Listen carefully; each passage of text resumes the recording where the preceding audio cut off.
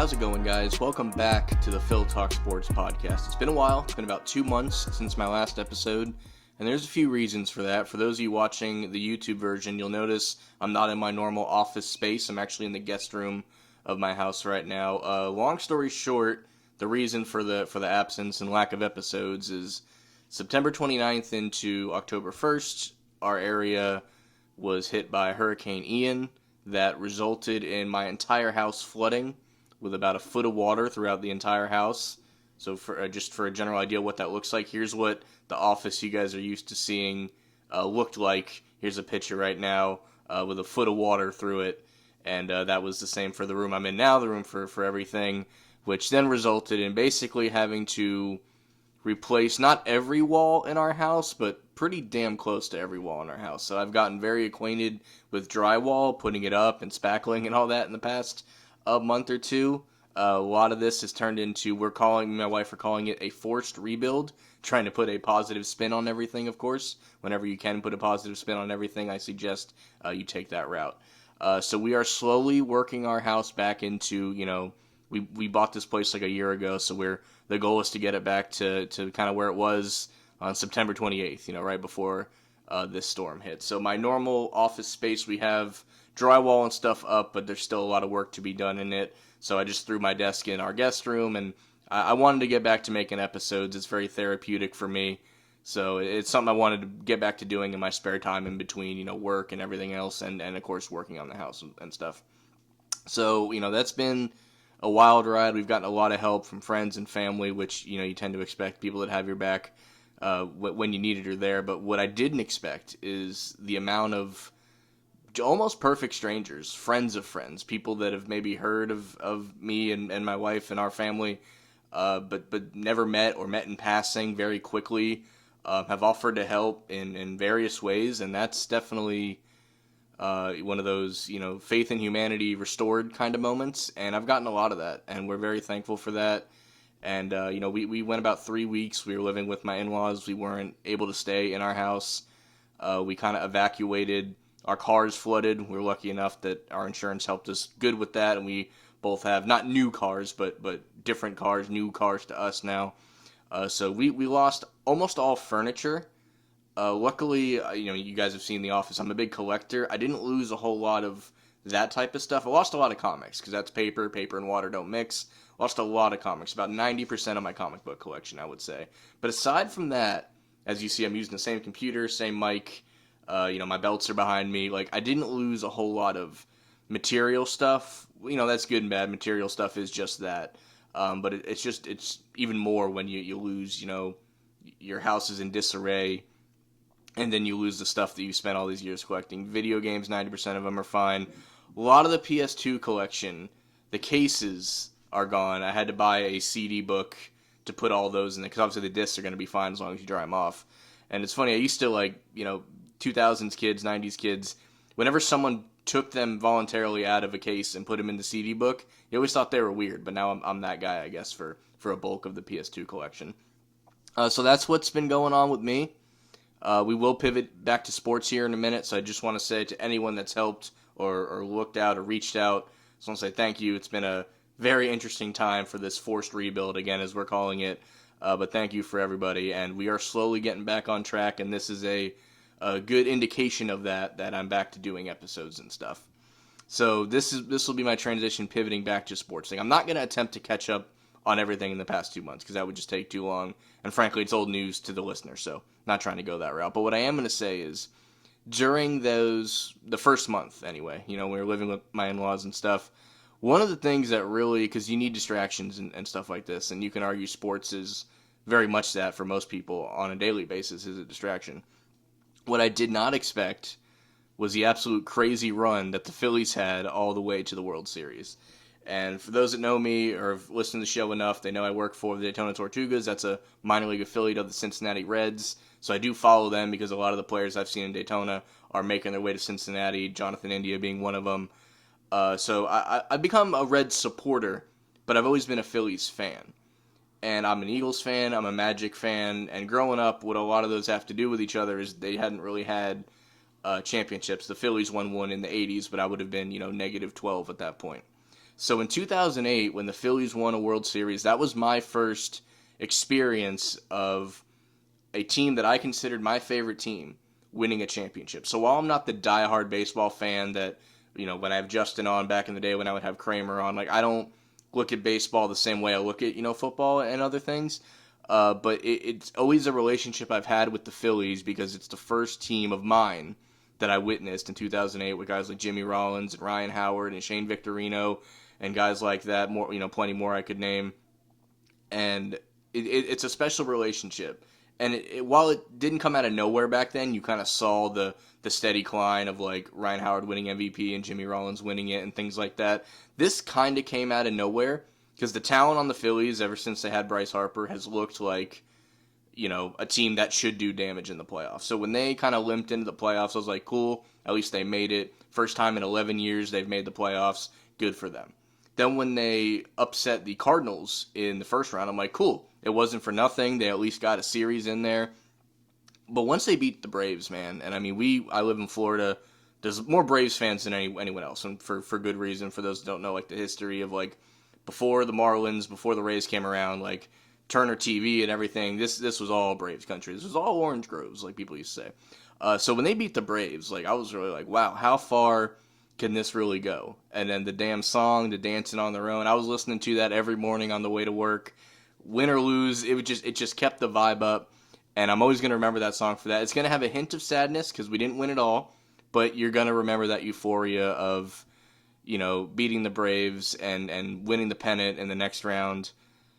And it was incredible. And it really kept me in good spirits in a time that I needed it. Like I watched every game on my iPad because, again, we didn't lose our TVs or anything, but they were all kind of in storage. We're staying at my in-laws. I wasn't going to hijack the TV every night, obviously, in their home.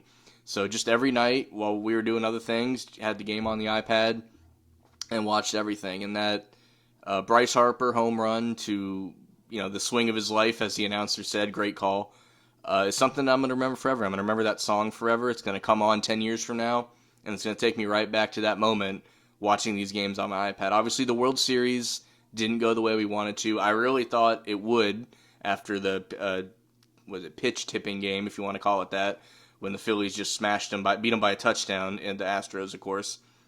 And good game to the Astros.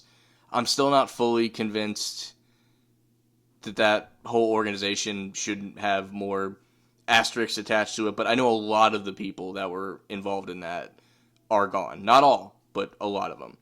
They definitely got more flack than like the Patriots did back in the day. I never understood why the Patriots didn't get closer to these Astros treatment, why they didn't get booed in every stadium for the next several years. So yeah, we kind of fizzled out after that 7-run performance, so it is what it is.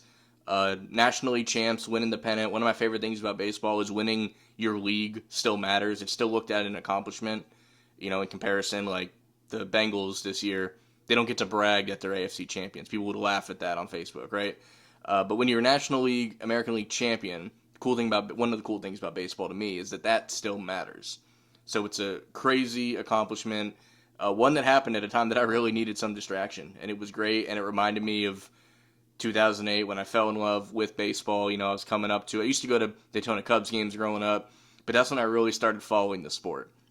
And this year I really clicked with my job at the Tortugas, I felt, and I kind of had a second run with baseball, and this just kind of capped it off.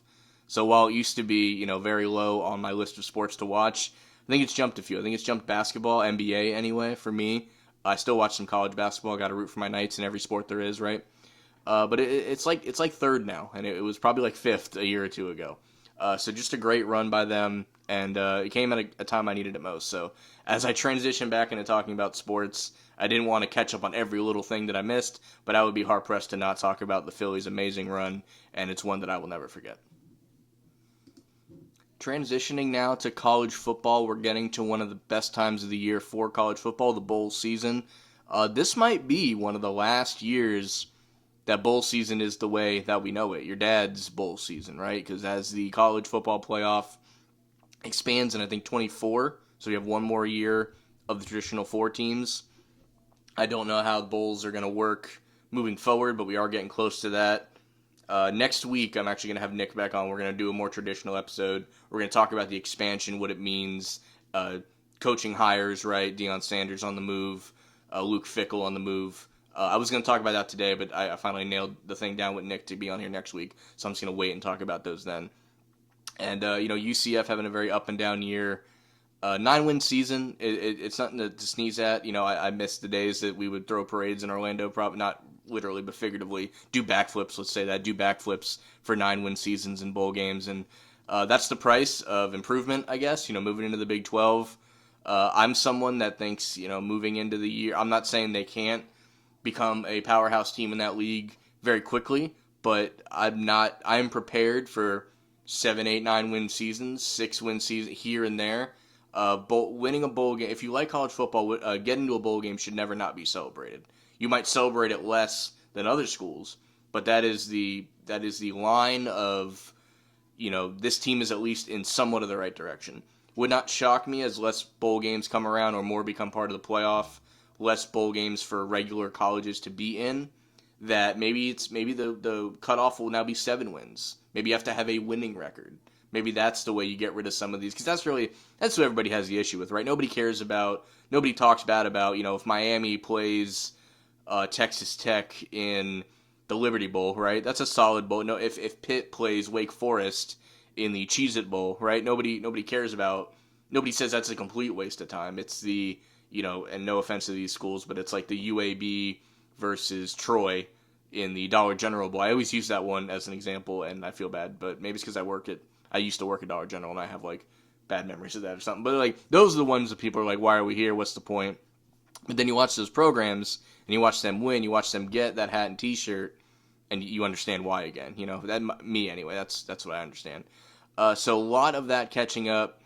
Like I said, UCF having kind of an up-and-down season. Don't know as the time of recording this. Probably by the time it's out, the bowl system, the show will have aired, and we'll know where we're going bowling. And that's still an exciting thing to me for just that show that, I never watch the college football rankings things anymore, but I do like the bowl selection show. That's still something makes me feel like I'm 10, 11 years old again watching those. Just where all the bowls are, who's coming to Florida, because we have a lot of bowl games in my general area. Just good times, right? And as far as, the reason for UCF's season, I think it was just the carousel at quarterback. Every quarterback we played had some positives, some negatives, and it's like if you could combine the positives of all the 3 quarterbacks that saw meaningful minutes this year, Thomas Castellanos, Mikey Keene, and John Rice Plumlee. If you can put the 3 together, you have Mackenzie Milton basically, right? And you're back up there. You lose 3 games this year, 4 I guess now, with the making it to the conference championship and losing. Congrats to the Tulane Green Wave and winning the American, and they'll represent the American well in the Cotton Bowl. So no ill will towards them. I know they had some towards us, but I think that's because we beat them earlier in the year at their place and kind of took over their stadium. They didn't let it happen twice though. Got to give them credit. They showed out for this one. The big thing was Mikey Keene preserving his red shirt, not dressing for this game, because he's bailed us out of a lot of games. He's the Nick Foles of Orlando. He's the greatest, backup QB that UCF's ever had, and at times he was a starter. He beat the Gators last year, which I don't care what anybody says, that was a big deal just for the whole renaissance of it. And I get it. I get why he did it. I wasn't happy when I saw that. The news was rumbling the night before, and then the news came out. But, if you'd have put your faith in him, maybe we're in roughly the same record, but consistency at quarterback is always going to be helpful. And the only part that does confuse me, nobody stays 4 years anymore. So this whole preserving the red shirt, cool if you think you need it. There are some guys that 5th year, Kenny Pickett disease, right? He played so many games, he played the 5th year. Because of that, your stats pile up, you break a bunch of records, you have the one good year at the end. When you're going that route, I understand it, but the 4-year thing isn't the big deal if the NFL is the goal, and you assume it is for a lot of these guys, or at least attempt to get there. So, Mikey Keene, we love you. Orlando loves you, and I'm sorry it went the way it did. I'm sorry it went down here at the end like that, but yeah, that's all I got to say about that. Best of luck wherever you go, because you beat the Gators and you are an absolute legend in Orlando. So I'll leave that part at that. Transitioning to some NFL talk, and again, that's something we're going to catch up on with Nick next week. But basically, it's funny. The last episode I did get to do was like 2 weeks into the season, so it's been, we're on week 10, 11, whatever we are now. I'm recording this at like 11:30 on Sunday, so before this slate of games. So I'm not going to talk about anything super specific because a lot of this is going to be outdated here by the time this is posted. So I will just talk in general. There were some people that thought I wasn't making episodes because Jalen Hurts has been proving me wrong all year. And I mentioned many, many times that my favorite thing about Jalen Hurts is if he could prove me wrong. And so far, he definitely has. He's played within this system, and the way the Eagles are playing, fantastic. They're not a perfect team. The injury bug's bitten them a little bit. They did drop one game, that absolute shit show to Washington.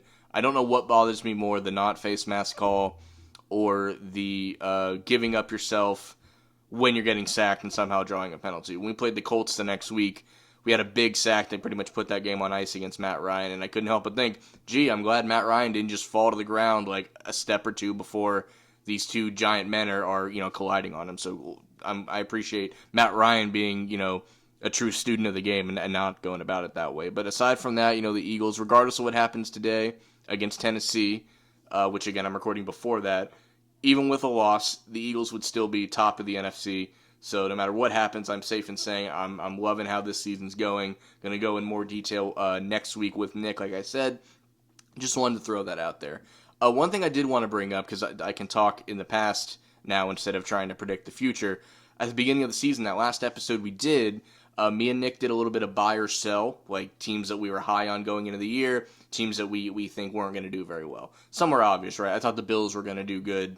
They haven't done quite as good as expected. They dropped a few games here and there that people wouldn't have thought. And I gotta look at my notes here for this one. So I'm gonna go with what I was right about and what I was wrong about. I'm gonna pull a little Colin Cowherd here and just fully be to catch us back up. Like, here's what I thought before the year started, and here's where we are now. So the teams I was right about, I sold the Cardinals, and that seems to have worked out great because they are an absolute mess. I'm interested if Cliff Kingsbury even makes it through the end of the year. Or he'll probably make the end of the year, but if he will return, what that means for Kyler Murray. Obviously, Hopkins' suspension had a lot to do with that. Unless they rattle off 3, 4, 5 in a row here at the end of the year, that'll give him, another year, I would imagine. So the other thing, who was I wrong about? It was selling the Titans. The Titans, I definitely misconstrued how bad that division truly was, because even while I think, they did try the backup quarterback a little bit, that didn't work out quite the way they wanted, but when you have Derrick Henry, you can get away with a lot of things, right? A lot of things. So while I still think the Titans' window is closing, I definitely did not factor in how bad that division really is. So that is one thing I was wrong about. The one thing I'm kind of wrong about, I guess, I had the Bucks, just kind of, this was it. This is the window. They're going to do well. And, I can't say I'm wrong because, they're tied for leading in their division, but nobody had them like that at 5-7, right? That's not something that anybody expected. So if they make the playoffs and make a run, I could say I was right. So that one still remains to be seen. The biggest surprise I definitely have, and I want to point out, Nick was absolutely right about the Raiders being a dumpster fire. We didn't know how bad Denver was going to be throughout the year, but he, even before the year, said, forget the hype about the wide receiver, forget everything. So I want to give him credit for that. He was absolutely right about the Raiders' crazily bad season that they're having so far. Biggest surprise, definitely got to be the Seahawks. I mean, you got to give it up to the Seahawks with the season that they've had. Nobody expected this. When they traded Russell Wilson, everybody thought that's it. That might be the number one pick in the draft, right? That's what a lot of people were thinking. Geno Smith comes in, people wrote him off. He didn't write back, though. That's what he said. So you got, hats off to them. They're in a tough division. I don't know if it results in anything more than a wild card trip and bounce, but they've already won more games this year than most people would have picked them for in general. So big ups to them. And that's who was right, who was wrong. 10 weeks, 11 weeks into the season. Me and Nick will go more in detail about this, but I did want an NFL segment.